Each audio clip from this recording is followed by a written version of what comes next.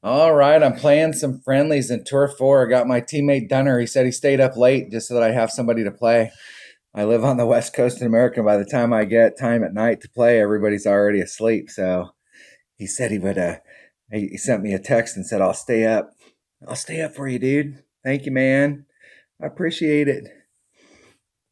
Now, what I'm curious to know here is, I need to be so right there. I need to be.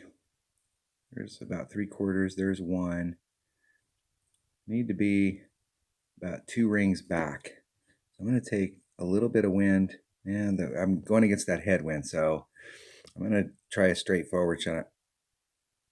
I hit it 700 rings. Good. I'm trying to see on that if I can get that second bounce. If I can get that second bounce so that it hits in the deal there is that if you bring out maybe the answer is to bring out a katana instead of bringing out a 3 Powerball, because then you could get your second bounce to land in the fairway. But if you have any kind of tailwind, you're going to have to take the wind out, because if your second bounce is in the rough, you're going to get stuck in the rough. I mean, you may get lucky if you're way down, but if you're up here towards the top. And so see how it is with the ball right there. Now, maybe with a bigger power ball, you can get deeper down in it. It's unlikely we'll get a headwind here in the tournament. If we get on this hole again, I'm going to try a big max overpower hook shot on the other side. I'm going to try some shots out on these holes. Some of them I'm going to explore a little bit. We've only played these holes one time, and I'm going to explore a few shots on some of these holes and see I'm going to see what I can get done. And that's what you want, is you want that second bounce to hit with a little bit more. It's a tricky spot. I know when it was in the last tournament, I ended up in the rough over here several times. The good news is that you can make it from the rough here, but there is a rough bump. My teammate Desmond is doing the layup shot back on that front fairway pad, and you're coming out with a sniper, and you got lots and lots of opportunities.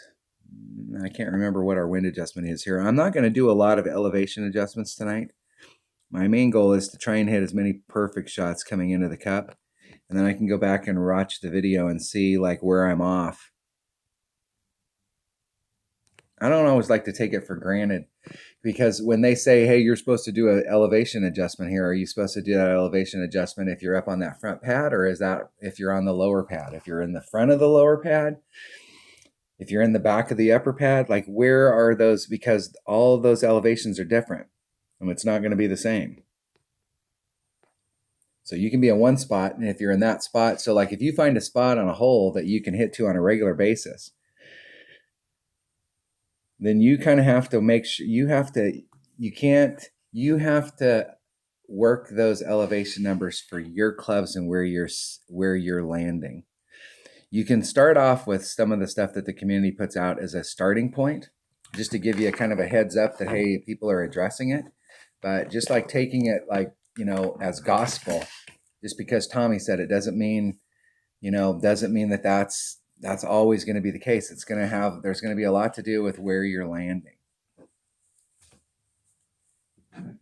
If there's nothing else that I can hopefully help everybody with, is that you really have to, watching me and watching other people's videos and getting having ideas of where you want to go to the hole. That's why when I put the walkthroughs out, I try and address as many different ways of coming to the cup as I know that I have in my bag, because there's times you get on a hole and the wind's not blowing right. So it's okay, hey, we have to bag that shot. That shot's not, even though that's the shot that we all want to take, the wind's not blowing right. So I'm going to take it from a different side, or I'm going to do it something different, because the wind is beneficial for that shot. Is trying to get as many of those shots in the bag so that when you're out there scrambling or things happen, you see it all the time. People will go out on a hole and the wind's not blowing right, and they push the issue because that's the only shot they know. And so thinking outside the box sometimes and going at it. And I watch and talk to other people, and there's hell. I look at, I may have 3 or 4 different ways that you can go at a hole, and then I'll see 3 or 4 other ways that I never even thought of. thinking for yourself. It seems like here I always put on about 3, but it seems like they changed this hole and it wants to roll a little bit to the right. I'm going to start off a little bit on the left hand side. It's 5-1. I'm going to do a 5-1 adjustment. And maybe the deal is that we're just doing a big wind adjustment here, like a 20% wind adjustment or something.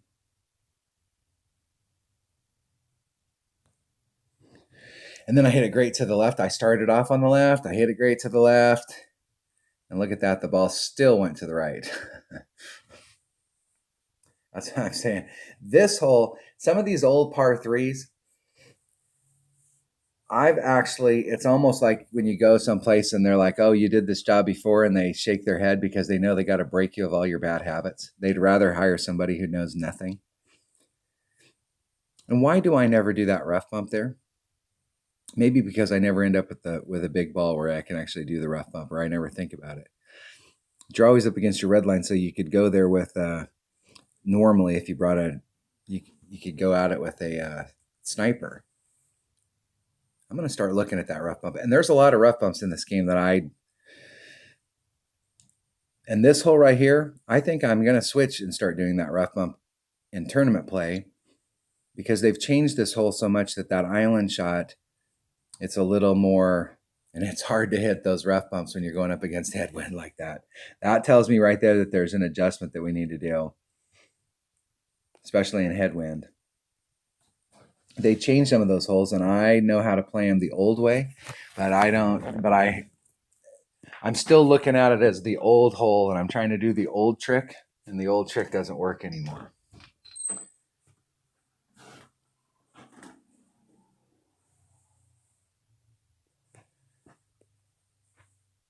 Oh, got to do the max overpower hook shot on this. And the way the wind's blowing, I can never remember if I need to put on a little bit. I think I need to put on about 1.5, 2 backspin. And that little island that Dunner's going for right there, that is the way to play this hole, especially when we're in tournaments. I mean, that's the way to play this hole. I see people all the time hit to that upper pad on the left, this pad right here. And to me, this is just like a losing shot. It is super difficult to hit from up on top to get it into the hole. It's not that it's impossible, but it is. You didn't do yourself any favors by laying up out there. I'd rather be in the sand in front of the green than hit off the top of that hill. But this island, if Dunner can get to it, this is the way to come at this, because you can end up right there and you're on it. So Dunner's calling me, so let's get him on the phone. All right, I'm recording video, and I got Kevin Dunn on the phone. I got Dunner on the phone. Let's see if he can kick my butt. Hey, what's going on, buddy? Hey, hold on, let me turn the speaker on. I'll get you on the record here. I'm gonna do my max overpower hook shot here, and I was just talking on the video. I can never remember whether I'm supposed to put on a little bit of backspin or a little bit of topspin. I think it's backspin. You definitely. Kyle did full top, and he ended up like behind the trees in the dirt back there. Yeah, you end up way off the deal. So I think I think if you've got headwind, you need to put on just a little bit of topspin, and if you've got tailwind, you need to put on a little bit of. And I almost forgot that I was doing a max overpower hook shot there and tried to hit it perfect. That's one thing I like about doing the hook shots is you don't have to worry about hitting perfect. You know? Yeah. That's the thing, is those max pretty easy to get it close to the very edge. Right, when you're doing a max overpower shot, if you're trying to hit a hook, it's so much easier to catch it all the way down in there than it is to try and hit a perfect. Yeah. Exactly, especially in overpower for sure. That's all right. I got you. Because it's jumping everywhere, and yeah. I got you covered on this, man. Are you ready for this major? We'll see. I will be. That's for damn sure. I know in the dreaded major number 3 for me, so I completely shit the bed the first one, and then I won the winter one, the Daruma or whatever it was. I came in That was second in cool. the last spring major, so I'm trying to get the lifetime the career Grand Slam. So I'm trying to Career Grand Slam, yeah. I'm trying. I need the Fuck spring and the fall. The summer and the winter have been good to me. I came in second in the spring last year, so I need to pick it up. I know in the dreaded dunes, I shot a 28, and it really took a 30. If you shot a 30, you gave yourself a serious chance for a win. yeah, I And got lucky because in that one or the last one, the winter major, in my second account, I played two majors in my second account and I got silver both times. But in the last one, the winter one, I shot -30 with my second account and got silver. And I think I shot -27 with my Dunner account, my main account, and I got gold. So it was one of those things where it was just like one of those bracket issues, you know? yeah, because I went into the winter major, and I think in the opening round I shot. I can't remember what I shot, but I think you needed to shoot like a 28 to have any shot at it. And I think in the opening round, I shot like a 27, maybe a 28. And then I went into the weekend round and just shot absolutely flat and shot a 26 and was like, I'm going to lose. And I got up to the last hole and I was like, holy crap. If I shoot a 26, I'm going to be in first place. And like 75 people in the bracket have already finished because I got in an early bracket and I didn't play until Sunday. And I ended up winning with a 26, and it's like a 26 should have got me like 15th place. But in there, the people that came in, I was the number one in tiebreakers, and the people that came in, there was a bunch of really good scores in the top 10, but everybody just shot flat. It's like in the weekend round, they changed it around just enough that everything we were doing wasn't working. And I just got super lucky that nobody got on fire, and I ended up winning that winter major. I really can't believe that I won that winter major. I didn't deserve to win it because my score just wasn't. It wasn't where I thought I needed to be in order to win. Oh, oh. All right. Stupid. Switch to a Marlin. Yeah, I hear you. Same thing. Like I went in there, I shot -30 with my second account, which was like the best, probably the best score it's ever shot in that account. And I mean, for that tournament, -30 was a fucking killer score. It was that was a And killer then I score. turn around and win second, you know, in an account where it's like I've got half as much stuff as I do with my main account. Where I turn around and I shoot 27, and I win it. You know? Are we both shooting like crap That's the here? way it is. Yeah, that's the luck thing. I mean, that's just how it works. I've gotten those monster scores and came in fourth, and I've gotten low scores and came in first, and it's just all about bracket. That's right. I don't know if there's any rhyme or reason, or if there's any like if you do it at this time, it's better than that time, or you go sooner than later, or I don't know. Really, it all depends on. Don't worry about that kind of shit and just shoot your round because all you can do is shoot the best you can shoot. You heard so.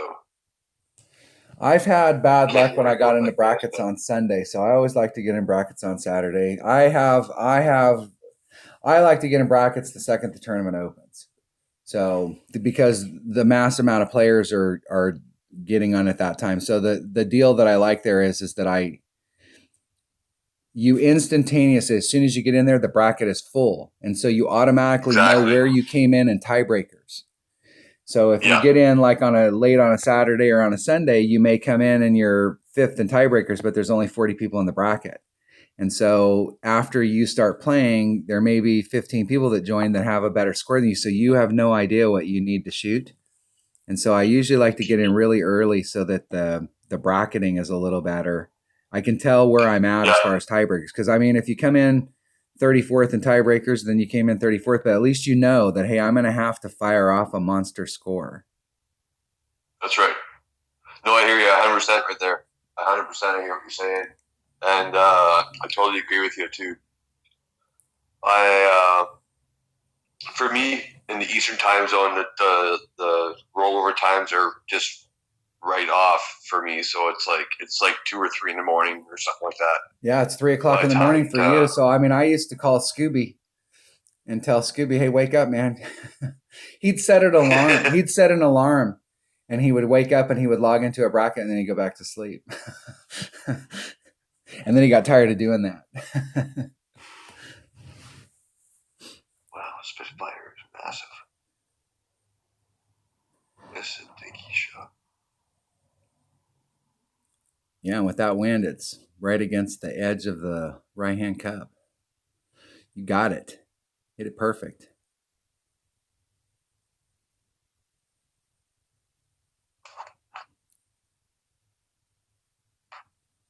Don't run out of time either. Oh, Are you one? Did I haven't putted yet, I right? dick around so much. I know. That's the thing about when I'm playing one-on-one. I'm usually just like dinking around and just like doing the thing, and I don't really. I don't know. I find that if you just go out there and hit fairway to green, in most cases, you can just win, and you're just out there dinking around. I wanted to sink that so you didn't have to miss his putt. No, that's all right. That way maybe we can get some of these shootouts that we're looking for. Well, that's right. Exactly. That's what we're here for, right?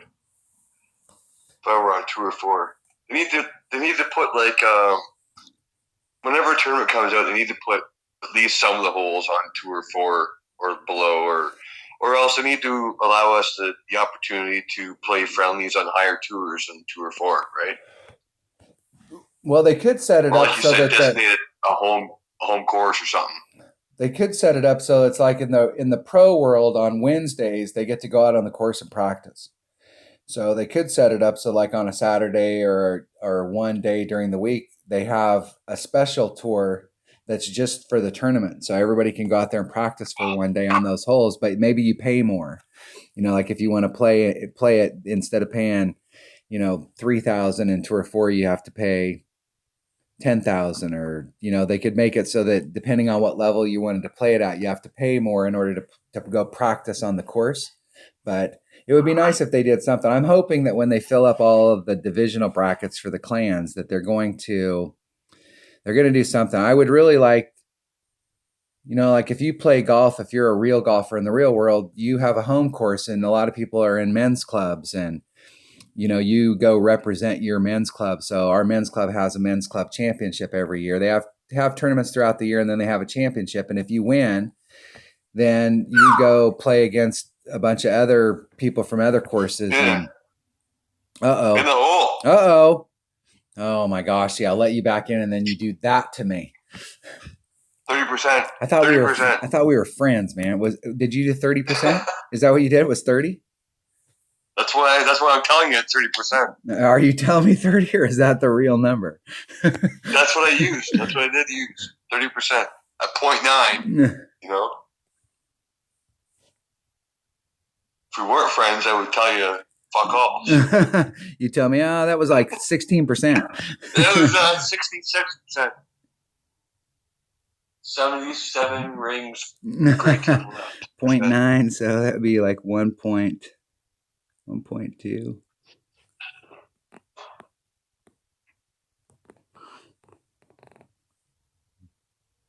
See if I can hit perfect. No, of course I can't. Of course I can't hit perfect. Why would I hit perfect on any shot? The speed was great, though. That was a 2-ring great to the right. Damn, Look at that. double shooter. Jeez.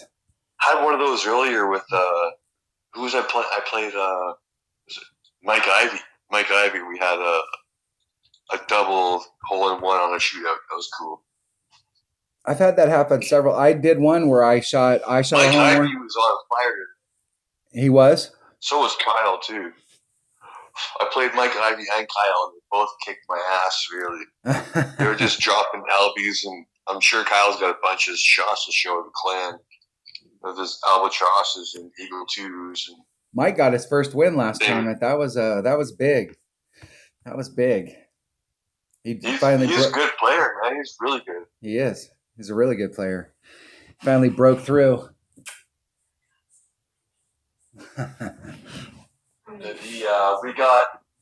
We played Tour 4, and we got this hole. Okay. I love this hole. This hole right here is an eagle fest. This hole is, yeah. Just got to make sure it don't get too far, so it's still a hornet shot, not a wedge. I tried to do it when this hole first came out. I thought, man, there's got to be a way we could do a max overpower hook shot over there and try and get around on that fairway leading straight up to it. No. No. No. There's trees out there. They strategically place trees out there so that you're like right in the deal with those trees. There are several of the really old holes. If you look off in one fairway, there's a tree out there all by itself, and they put that tree out there so that it took some max overpower hook shots out of play.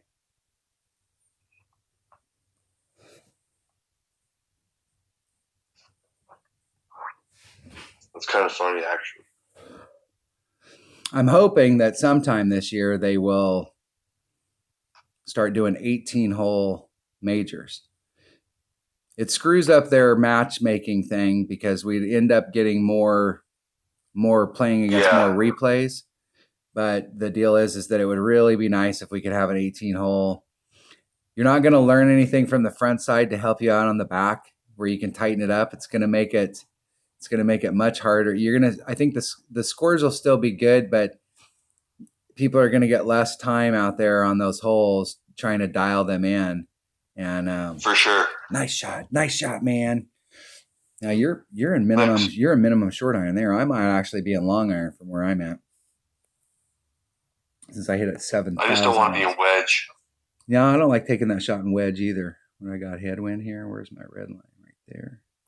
Which is weird. I don't know. I subscribe to the theory that shorter iron or shorter club, the better. But until it gets to my hornet, then that's it.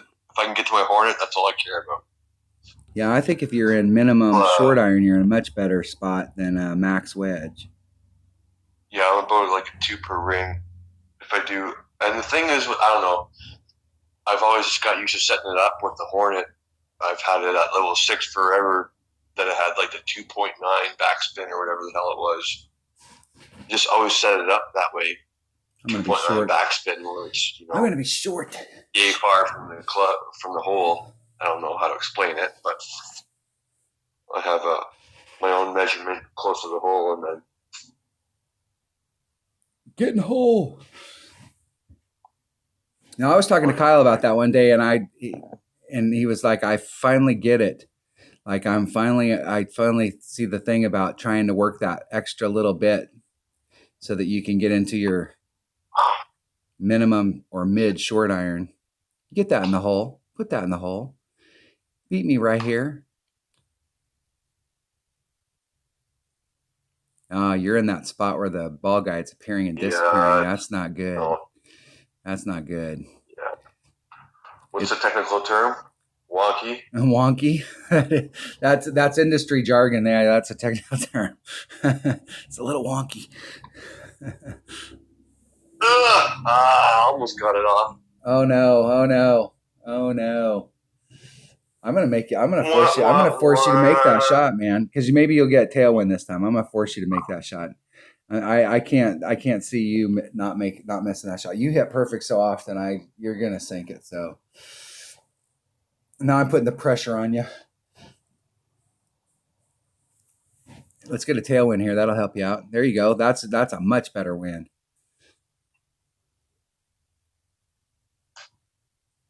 Just a little runoff right in front, though. The angle I gave myself.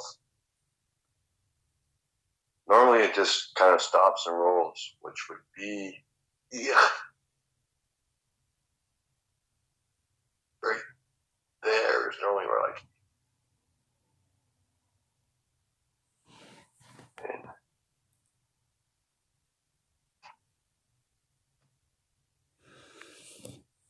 Get in the hole.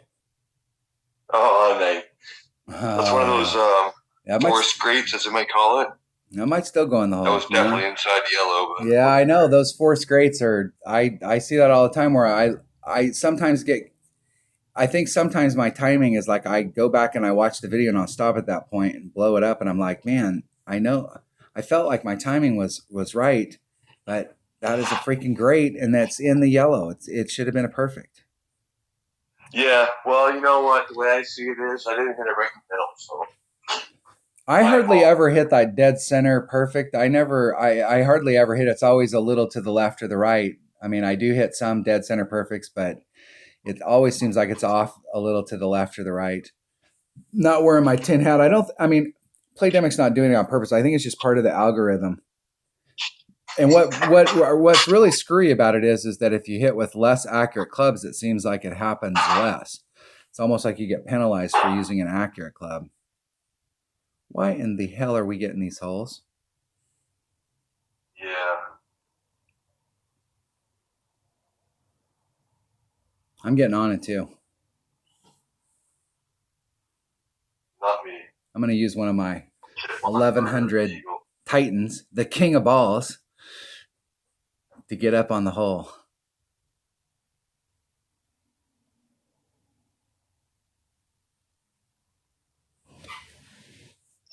Hitting it perfect. Perfect execution. Big shot. And the puts to making a drink here. Hey, that's good. Making Crown and Coke. You got your big topper, big dog. Yeah, I should have a big topper. Oh, I got robbed. No. Oh, I'm gonna have to switch that when we go back. Oh, that blows. That blows there, buddy. Damn. I switched it around for the last tournament, or I was in this 9-hole cup. I switched it around, and I took that big dog out of there. What was I thinking? Oh, that is not good.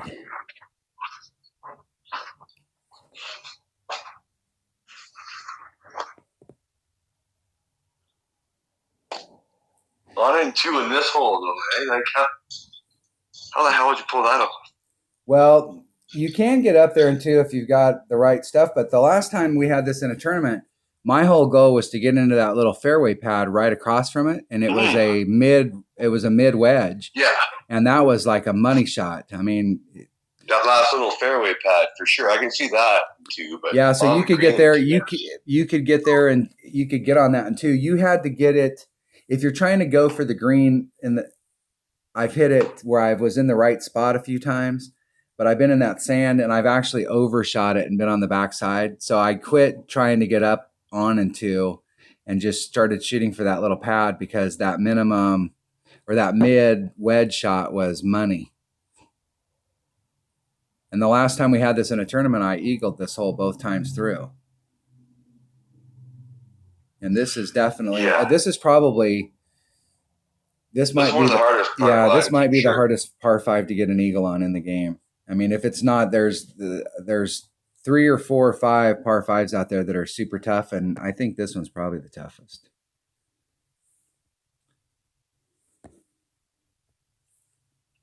I think if I'm lucky, I left myself the rare short iron rough bump.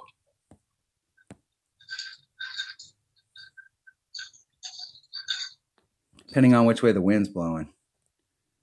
They've been giving us lots of headwind. They always give us headwind in this practice session so that what it is people are crazy and they bring out these big balls because they're like, oh, I'm hitting against a headwind, and they're wasting all their good balls. And then in the tournament, they get a tailwind, and then they're like, well, I'll have to buy some more power fours. I don't have enough power fives. I saw somebody in the video I shot yesterday when I was doing my pin chest. They were on a par 3 and they brought out one of those Black Widow power 5 balls. It was today actually in the 9-hole cup in qualifying. They were on one of the par 3s with a power 5 ball, and I was thinking to myself, I will forfeit right now and take the bogey in exchange for that ball. Yeah, I was actually just watching that one. Yeah, it was one of the Black Widow or whatever that was. Yep.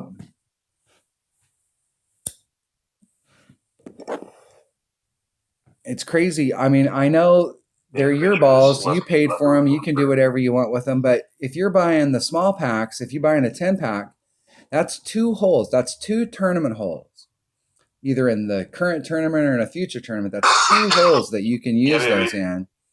Kingfisher. Kingfisher. You bastard. Not even a horn at that time. Kingfisher.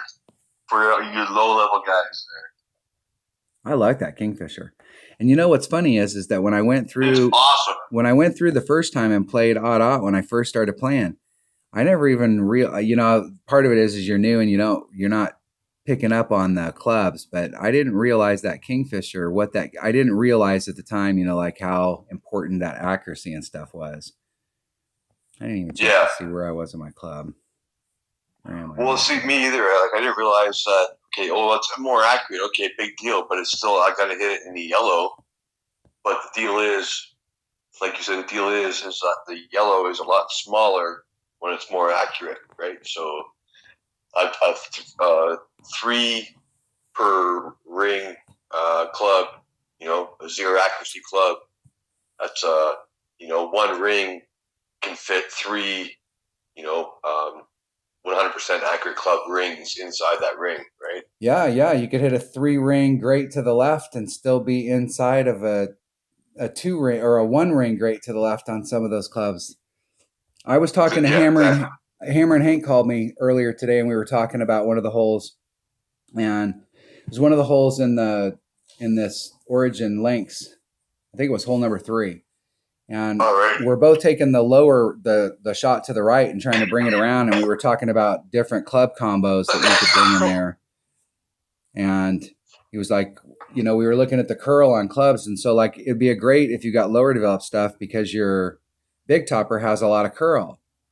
And so you could take that shot with a big topper. And I told him, yeah, but for me, that's bad because I always like to be 2 rings of separation. And with a 100% accurate club, that puts me 2.5 miles off of that rough. But if I hit 2 rings off with that big topper, when it's low level, hell, I'm 5 miles per hour off. I'm a whole ring set, and there's not enough room down there to bring it around. He's like, yeah, but you're too conservative. You need to just rub up against it. And I'm like, yeah, but I don't hit perfect all the time. And my viewers don't hit perfect all the time because we've had that conversation. It's like, yes, maybe you or Tommy can hit perfect all the time and you're fine. But for most of the people that watch our channel, they're mortals like me, and they don't hit perfect all the time. And so I want probably 90% of the people in the world. I just want to teach people how to be safe and conservative. I think the shot that you took right there is the shot.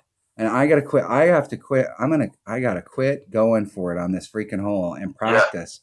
Yeah. I've only been on this hole twice since it's been announced. And I tried like a big topper, big ball, top spin, and the best I could do is land in behind the trees. So I'm like, you know what, screw it.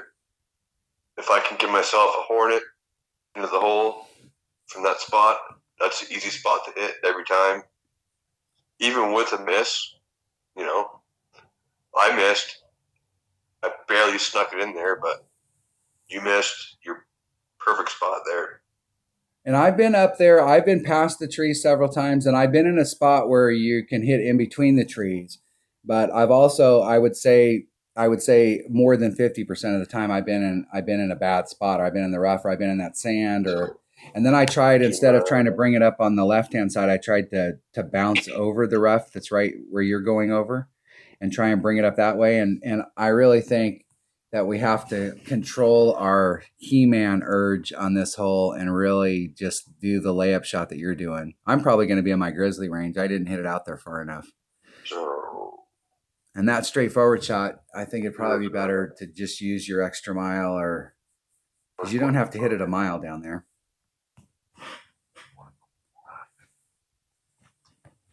This is one of those holes, and there is a wind adjustment on this. I think I was doing 10%. Oh, that's slow. All right, I should be in my grizzly here. I should be at pretty close to minimum grizzly. That was a good look, and I blew it. Oh, I am in Hornet. Wow, I can't believe that. Hell, where's my Hornet?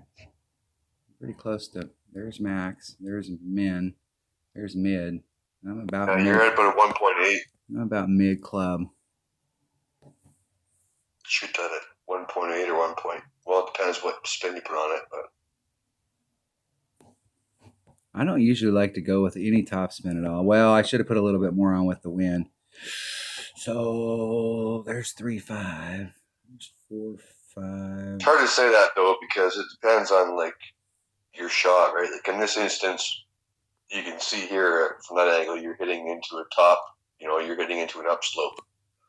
So backspin into an upslope has a way different effect than backspin into a flat surface, right?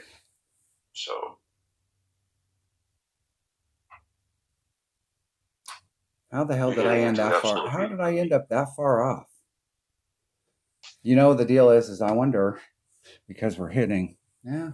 I'll have to go back and watch that video and see like which way the wind was. Like it should be. What's funny in this game is that we do all these elevation adjustments because it's downhill. But there's a ton of these holes that we're hitting uphill to the green, and we don't take wind off, and that's where the fallacy I've is. noticed that in a lot of streams. It's like, okay, well, now you're going uphill, so You should be taking wind out. Your negative or whatever wind. And so that's just part of the time. If you see someone say that, okay, it's negative, but and then here these okay, we're going to do a 0.5%. It's like, well, what? Okay, what the hell? I mean, if we're talking about rookie, what the hell is 0.5% of 1.9? I'm sorry, it's negligible. It doesn't exist. There's no such thing. I don't know. That's my opinion. But I think the rough bump that you're doing here, depending on which way the wind's blowing, and that wind's blowing great for that rough bump. It's wide enough that you've got that with a 100% accurate club. You've got your 2 rings of separation right there. So if you end up hitting a little bit great to the left or the right, you still make it. Some of those rough bumps, and Kyle loves rough bumps, but some of those rough bumps I think are like super dangerous. Get up there. Yeah. Oh, jeez. Second time. Is this I think me and Mike. This might have been in the hole that me and Mike Ivy both dropped it on top of each other. And you were doing that rough bump? It was, yeah. It was actually. It was this hole for sure. And then we both got a hole in one, and then it put us back on this hole again. And then I completely missed, and he put it like 0.2 yards away from the cup. He was on fire again today too. Same as Kyle.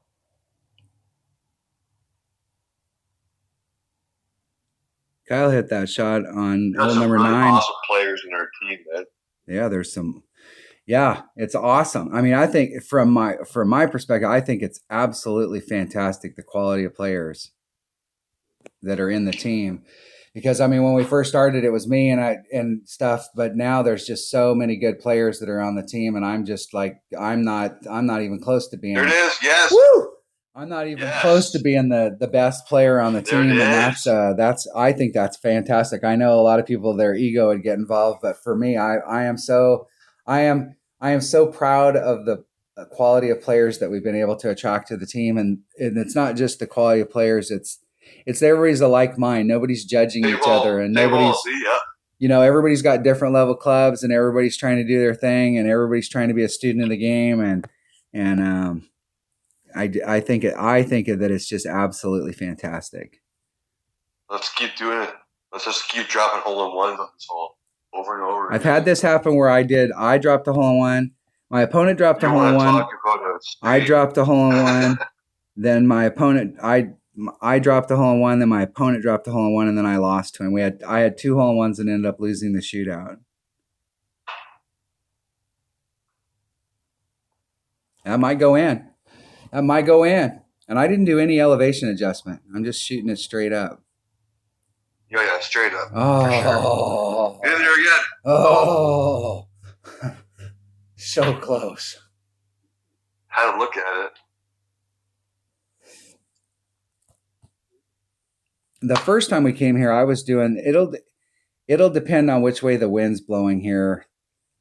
I want to see, this particular shot with a 100% accurate club is probably going to be pretty safe no matter how the wind's blowing. That rough there is wide enough.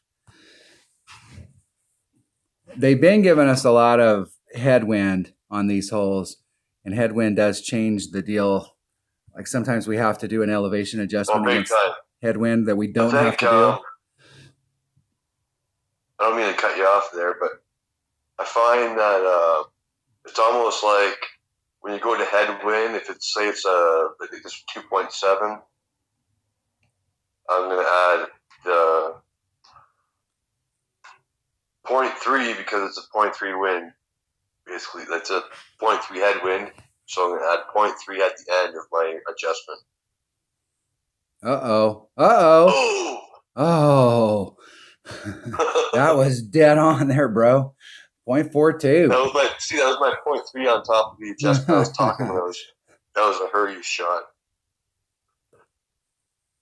Then you beat me. Here, let's go. That was a hell of a. Let's go. I'm gonna That switch was a that. hell of a match.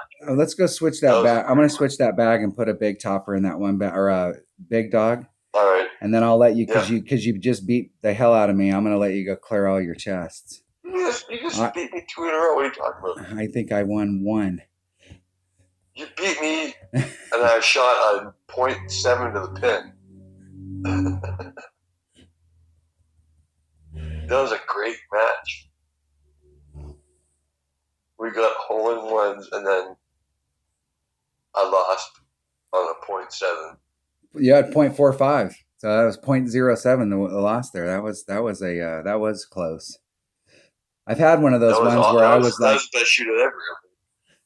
I've had one of those ones Me and where they Mike D had one. say that again.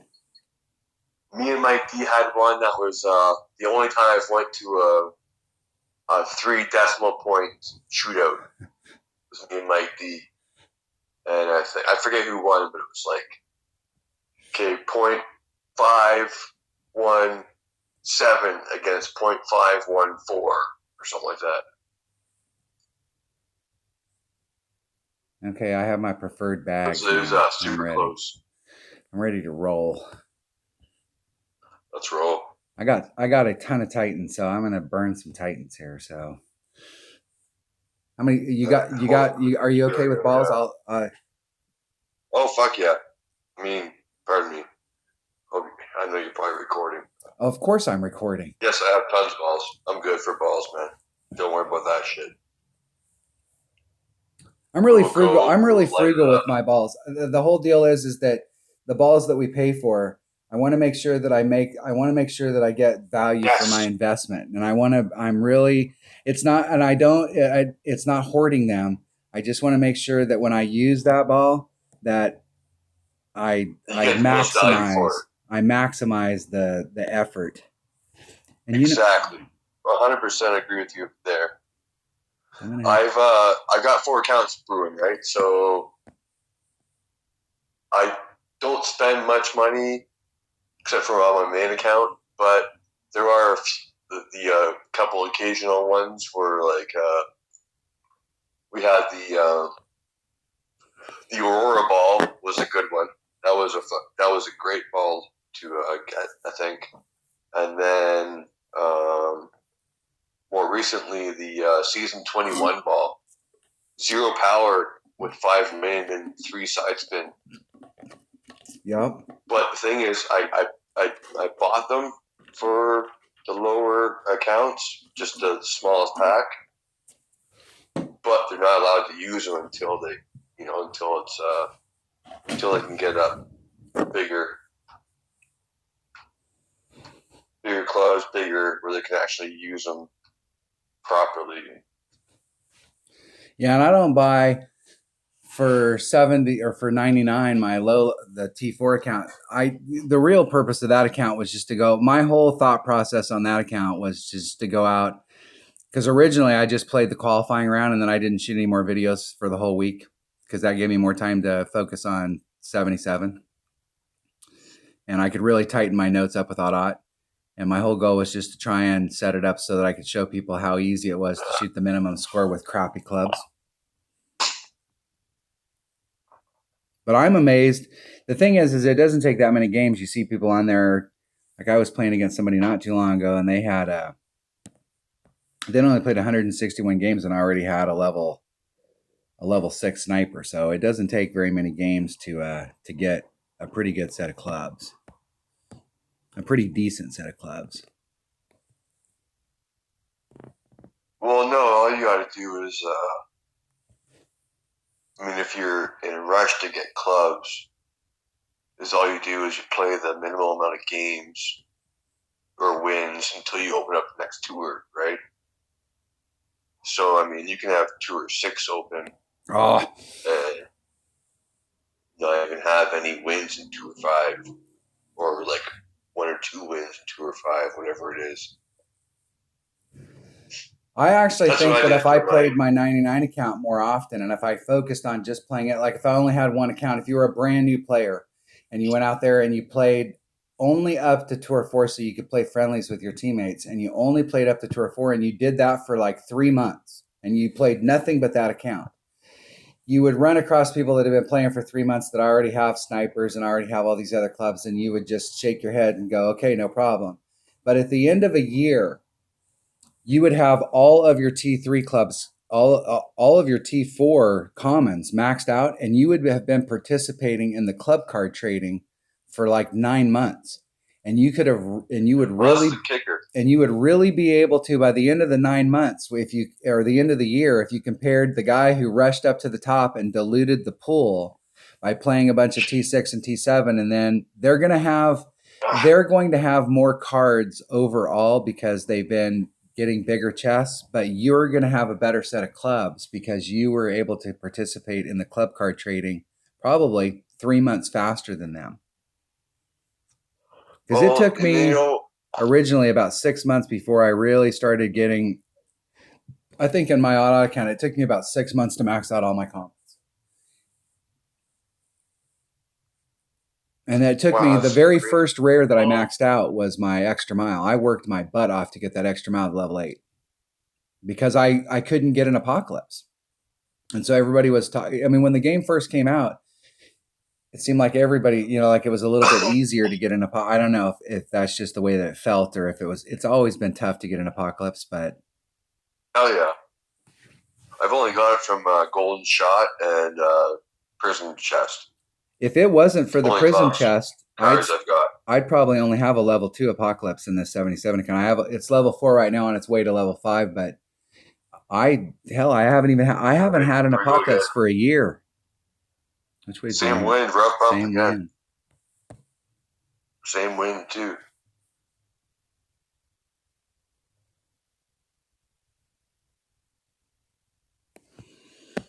All right.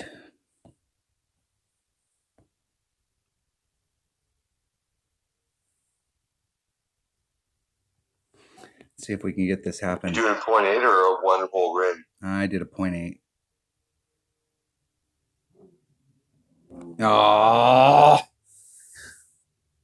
That was way great. that was way great. That was so far great that it's like out there by one of the lakes that you live by. That was eerie. That was definitely eerie. There was still room. There was still room for superior. Let's see if you can get the perfect, and that will be superior. Well, let's see. Now I got a different ball, so I can move it. Let's just go to the same spot. No, I kind of like that spot where we're at right there because it's wider, and that spot fits me better. I mean, it's just like the personal quirks that you have have. to have a power 4 ball. And that's probably going to put you in a different Power spot. 2 ball, you're back a little bit more, but say 10%. But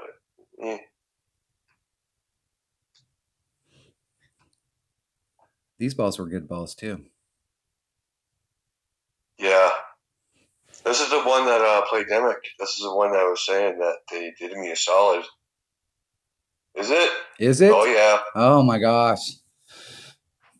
A hole-in-one, almost. Yeah, baby. Again. Almost hole-in-one and a hole-in-one. I'm just getting viewers of Boss Channel, watch Dunner shoot every time this hole. Hey, we should be watching. We should be watching your video.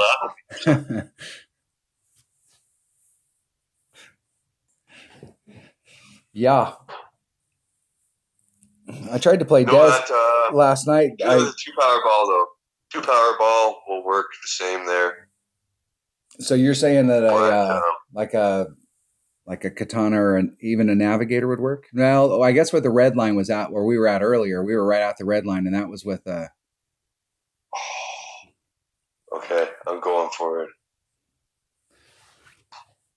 Going Okay, you go all way the down way. there. You shoot the shot way down there, and I'm going to shoot my little layup shot. And Yep, I don't have for the right. sure. I don't have the right back for my layup shot, but I'll use my big topper as the driver. For sure. We'll show the viewers what it's all about. 2 ways from Sunday. Golf Clash Notebook doesn't even list the shot that I'm doing as an option. Oh no. Oh, you're in big Good. trouble. This right here, viewers, is why I do the layup shot, because you come into this hole with the best of intentions and you just ended up in the brown stuff. You ended up like That's those guys that are buried in that that's temple back before the there. brown stuff even gets formed. You got to have a big dog on this, though. That's the deal. I use 4 backspin with my rock. Yeah, I can still get eagle from. I'm gonna use just. I don't have as good a ball guide here, so I'm gonna use maybe 3.5. Be a little bit away from that sand because I'm a wussy boy. Oh, because you need your big dog. Okay. Yeah. I was gonna say. So like the shot that I normally do here, we use a rock or I usually use a rock because it's got killer ball guide and it's 100% accurate. And I mean, you can dig it down into that hole and you can end up in the same spot. So what I normally like to be here is 3. Where's my notes here? It's 297 to 300. So I'm quite a bit off from where I'd like to be. But I still have a great shot here. Not as good as it could be, but what was that? I gave up 18 yards. So I am going to be in a spot of bother. We get on this hole again. Where when we get on, if we can get some of these holes, I'm going to do 2 videos. So this one's at 52 minutes. So as soon as we get done with this hole, I'll fire up another one. But if we get some of these holes, I'm gonna do some wild ass shots where I'm just gonna go out and see if there's any hooks available. And here's like a 20% wedge shot here. Yeah, I would like to be where I can get 2 rings off of that surface. So I'm about 3 miles an hour where I'd like to be, but here's the benefit of a big dog. Well, the horizon, man. Well, the thing I don't like about the horizon is it's freaking accuracy sucks. Its accuracy blows, but it's a great club. I know when I first started playing, I played a lot. I actually got peer pressured out of my horizon because I just put mine to 5 though. When it got to 30, 35 accuracy, so or I was looking at it today. It was I got it to a 2.4 at level 5. It's 2.4 per ring at max.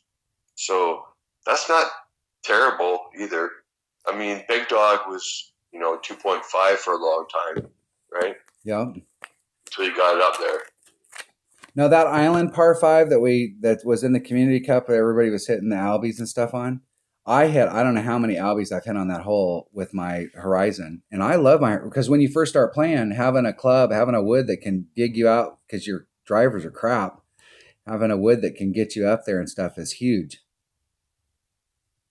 But I tanked that drive shot and still very easily got myself into a spot where I can get an eagle here.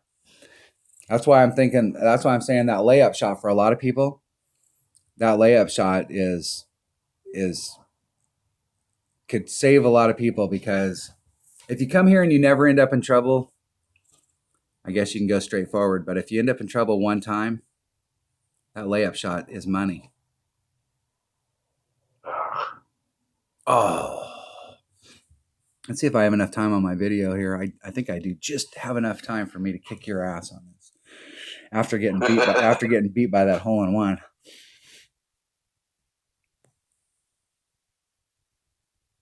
Let's see if Chip in the win, Jim. See if I with can your rapier. This is a gimme.